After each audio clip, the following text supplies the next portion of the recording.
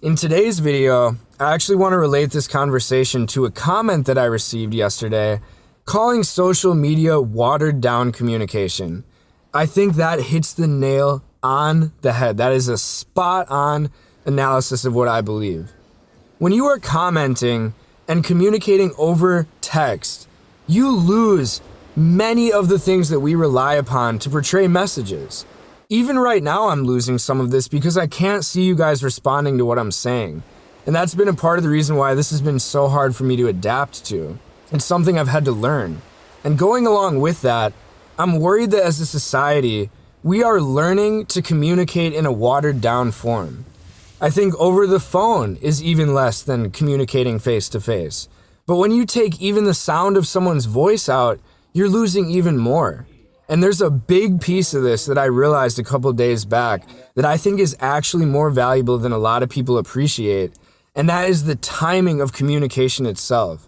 Social media is asynchronous. You can get a message from someone one day and respond to it the next, maybe a whole week later. There are so many moments where you're not communicating directly with them, you're talking after the fact. And I think time itself changes the meaning of a lot of messages.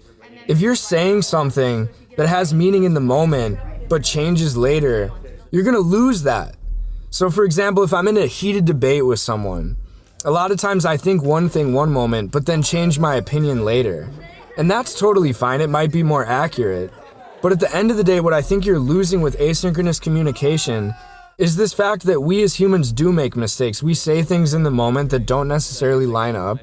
But I think a lot of times you can learn to understand someone through that. You get to feel what they're feeling. And that in and of itself is valuable because a lot of times communication really is just getting to understand someone's emotions. Obviously, if you're having a scientific conversation, it's about the data, the facts, whatever. But I think a lot of times as humans, we connect upon this. And I think the asynchronous nature of digital communication robs us of some part of that emotional connection between one another. And that's something that often goes overlooked. And once again, I'll end this video the way I did yesterday by saying this. I appreciate the comments. I appreciate if you guys disagree with me. It doesn't necessarily matter that we can agree with one another. I think what's more important is that we can understand one another and where we're coming from, and as a result, all become more informed on the conversation.